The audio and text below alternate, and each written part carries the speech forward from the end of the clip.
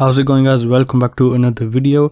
In this video I'm going to review the smallest Bluetooth speaker. So this is the EWA A106 and it comes in a carrying box. It's made out of metal and because it's small it has a lot of mass, so it feels really heavy. On the top it has a single driver which is 3 watts.